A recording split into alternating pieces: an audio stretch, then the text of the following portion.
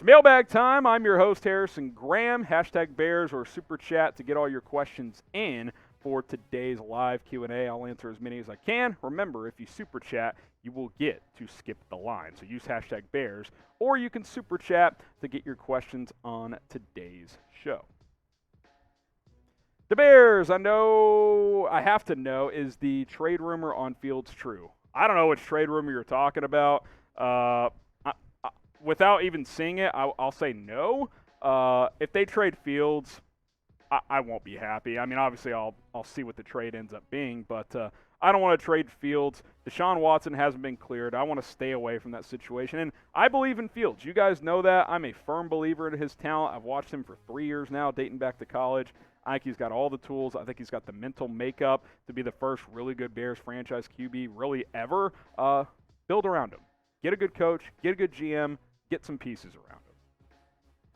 Ethan Eli, do you think we hire a GM and a coach affects who want to come here in free agency, and what do we want to get in free agency? So obviously, yes. I mean, because every GM and coach has a different strategy, right? Does the defense run a 4-3 or a 3-4 or a different scheme? Does the offense run West Coast or a spread or an air raid or, more pro-style stuff? Like, the systems of your coach and GM and their strategies obviously impacts all of that, because certain players fit certain schemes. Now, good coaches fit good players into their schemes. Like, they can adapt their schemes and not really worry about – and that was Nagy's problem, right? He was like, this is my scheme. This is what my quarterback has to do. It's like, no, play to his strengths. That's what good coaches do. So, but yes, the long-winded answer is obviously the GM and coach, whoever that ends up being, will impact on some level what type of free agents this team goes after. And stay tuned. If you're watching live, we're going to take a look at 50 free agent targets for the Bears. Jersey Mike, hashtag Bears, and then we'll get to that super chat. Should Chicago sign Odell Beckham Jr. in free agency? So OBJ's name kind of back in the headlines because he's kind of playing like OBJ again. Now, he's not that guy who's having 8 catches for 112 yards and 2 touchdowns every game like he kind of was at one point, but he's been pretty solid with the Rams. 6 touchdowns in 9 games. I mean, the yardage not necessarily there, lesser targets than peak OBJ was, but if you put him opposite of Darnell Mooney and he leaves his ego at the door, I think he's still a really good player, especially in the red zone. I mean, he cooked that dude, I can't remember who it was, against Arizona in the playoff game. So yeah, if you feel good about where he is, and he's not going to cause disruptions, then yeah, he's still a good player. I wouldn't give him more than a 2-year deal, but for the right price, yeah, I'd sign OBJ. What do you guys think? Type S for sign him, type P for pass. He's still only 29, guys. Like, he's not even 30 years old yet. Get your votes in. Would you sign Odell Beckham Jr.? We'll make this the pinned comment on today's video. So if you get hit with that YouTube ad break, just type a simple S or P. Keep it moving here. Ray Hill, appreciate the super chat, which means I get to crack open this beer. Is the Ryan Day thing dead? It's a good question. I think it is. I have heard nothing. He's hired multiple coaches in the last month at Ohio State. I think he's staying there. He's got a good football team coming back. I would have shown more interest than it seems like the Bears did, but I've seen no indication that he's leaving Ohio State. Another super chat. Cheers. If Flores has learned from his mistakes in Miami, I'm okay with hiring him. If he doesn't have a true plan for the offense, yeah, exactly. Like, if Flores comes in here, says all the right things, and then Bill Polian asks him, okay, Brian, what's your plan for the offense? His answer needs to be, number one, listing some qualified candidates that he can say, hey, I know this guy, I want to interview all these guys, and have a plan for Justin Fields.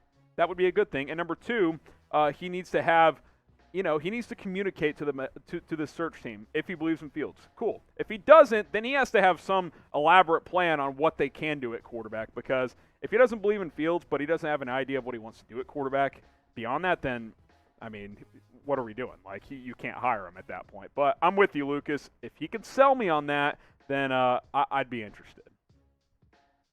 Another super chat from Bear Forever. Has your head coach pecking order changed since after Wild Card Weekend? I'm ready to sign Brian Daboll after that beat down of the Patriots. Daboll's definitely moved up, and you know who's not even on my radar anymore is Kellen Moore. poor showing against San Francisco.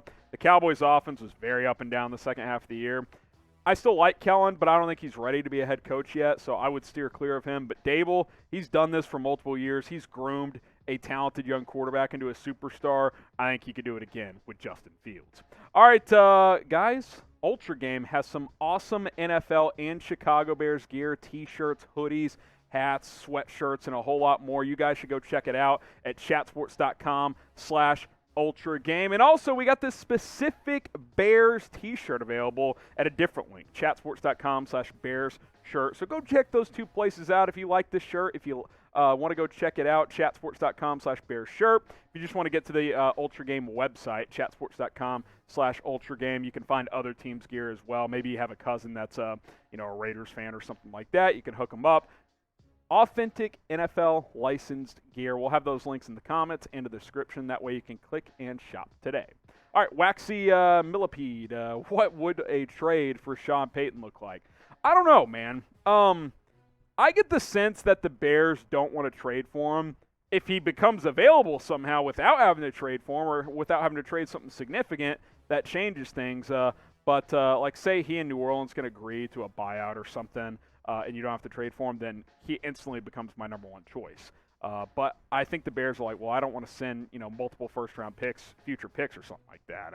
It's not worth it. So that's really Waxy up to New Orleans. It would be up to them how much they would want in a trade. Quinn for Defensive Player of the Year. If we hire Flores, who is the offensive coordinator?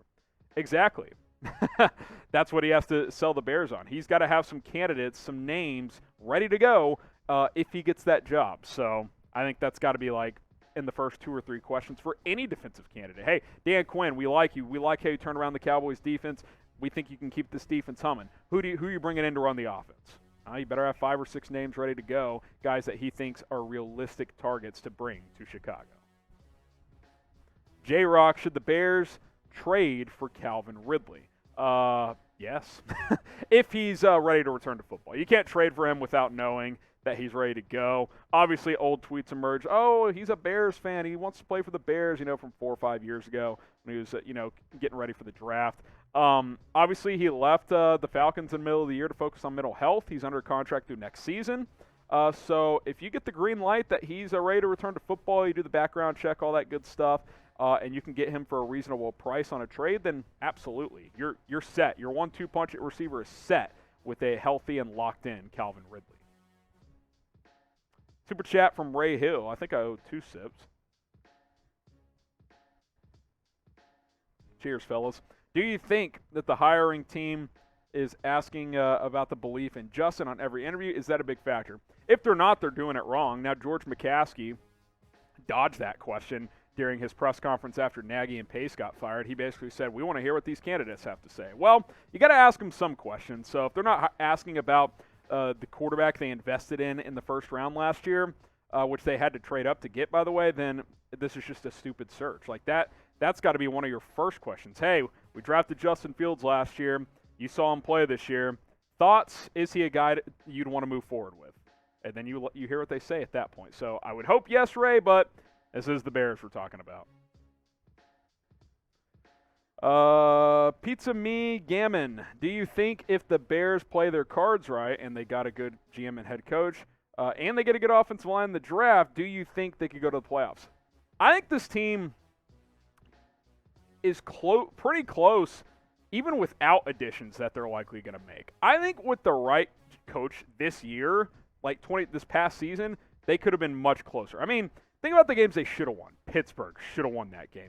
Baltimore should have won that game. That's 2 right there. San Francisco was there to win. You win those 3, you're 9-8. I mean, you're right there. There were a couple other games that they were competitive in. Both Minnesota games were winnable, right? So, I mean, I'm not saying, 6-11, they should have been 11-6, but they easily could have been 8-9, which means you're a game away. So, yeah, I think with the right coach, a couple of additions to the roster, who knows what happens with Aaron Rodgers, by the way. This team could push for 9, 10, 11 wins. Who knows? I think it's very much a possibility. And I'll add on top of that, the schedule next year, much easier. We'll do a schedule breakdown video soon. But we don't have the full weeks 1 through 18, but we know all the opponents. We'll be sure to get that to you guys as well. Who do you want to win the Super Bowl this year. Obviously, it can't be the Bears. How about anybody but the Packers, huh? Can't be Aaron Rodgers. Can't watch him win one, that can't happen. I hope he loses this weekend to San Francisco, and then he demands a trade. That would be glorious. So let us know, who do you want to win the Super Bowl? Zack B, if we have a lot of free agents this year, how many do you think will resign, and how will that affect free agency? So if you actually subscribe to the channel, we did a video a few weeks back, probably 2-3 weeks ago, listing out all the Bears free agents and whether or not I thought they'd be back or not. So subscribe, go check that out. We'll probably do a similar video soon where we list out all the Bears free agents and I make some decisions on them. I think the Bears have 29 free agents. They'll probably re-sign less than half because I think they'll bring in some new players, salary cap implications, all of that good stuff.